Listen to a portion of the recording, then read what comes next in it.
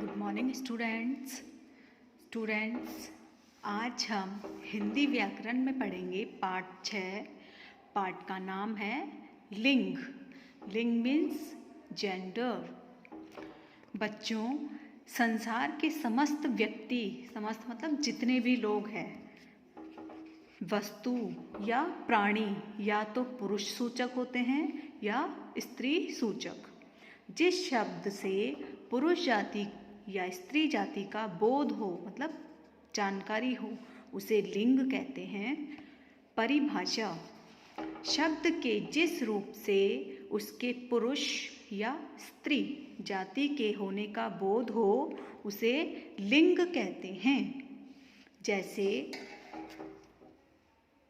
ऊपर चित्र में मुर्गा, मोर, बैल पुरुष जाति का बोध करा रहे हैं, जबकि मुर्गी, मोरनी तथा गाय स्त्री जाति का बोध करा रहे हैं। तो हमने क्या सीखा? जिन शब्दों से पुरुष या स्त्री जाति का बोध हो, उन्हें लिंग कहते हैं। लिंग के भेद: लिंग के दो भेद होते हैं। पहला है पुल्लिंग, दूसरा है स्त्रीलिंग। अब हम पढ़ेंगे पुल्लिंग के बारे में। जिस शब्द से पुरुष जाति का बोध होता है, उसे पुल्लिंग कहते हैं। जैसे कबूतर, चूहा, हाथी, आदमी, ये सभी चित्र पुरुष जाति का बोध कराते हैं।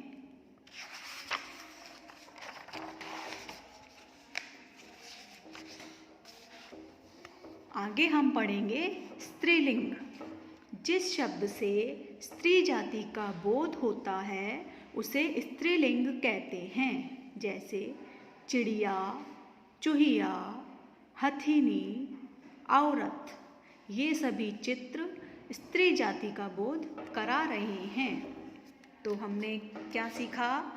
पुरुष और स्त्री जाति का बोध कराने वाले शब्द लिंग कहलाते हैं। लिंग दो प्रकार के होते हैं, पुल्लिंग, स्त्रीलिंग। जिन शब्दों से पुरुष जाति का पता चलता है वो पुल्लिंग, और जिन शब्दों से स्त्री जाति का पता चलता है वो स्त्रीलिंग। आगे हम सीखेंगे लिंग परिवर्तन, मतलब लिंग कैसे बदलते हैं। इधर सभी पुल्लिंग शब्द लिखे हैं और इसके सामने है स्त्रीलिंग शब्द। लड़का, लड़का का स्त्रीलिंग क्या है? लड़की।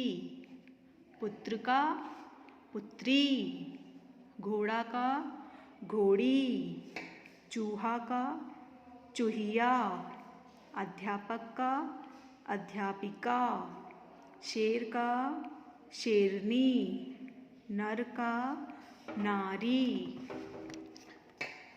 बंदर का बंदरिया, कबूतर का कबूतरी, सेठ का सेठानी, हाथी का हथिनी, माली का मालिन, बैल का गाय, दूल्हा का दुल्हन।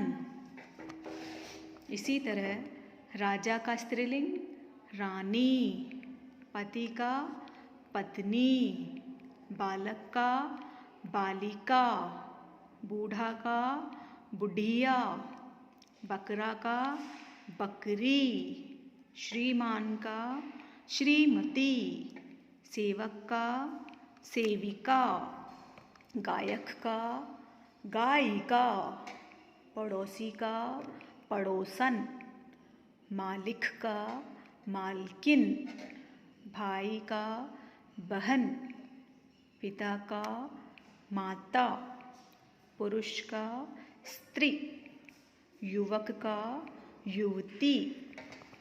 तो बच्चों, क्या सीखा हमने? लिंग संबंधी कुछ विशेष बातें, क्या क्या हमको ध्यान रखना चाहिए। पहला है, पुल्लिंग शब्दों के अंत में अधिकतर अ या आ आता है। ज़्यादातर हमने शब्द पढ़े ना, इन सब के अंत में क्या है? आ की मात्रा या फिर अ, ये सब अ आता है। या आ की आवाज़ आती है बोलते हैं तो स्त्रीलिंग शब्द के अंत में अधिकतर ई आता है, छोटी ई की मात्रा आती है। दिनों के नाम जैसे रविवार, सोमवार आदि पुल्लिंग होते हैं। जितने भी दिनों के नाम हैं वो पुल्लिंग होते हैं। पर्वतों और समुद्रों के नाम प्रायः पुल्लिंग होते हैं, जैसे हिमालय, हिंद महासागर आदि। सभी नदियाँ स्त्रीलिंग होती है। जितनी भी नदियों के नाम हैं वो स्त्रीलिंग हैं।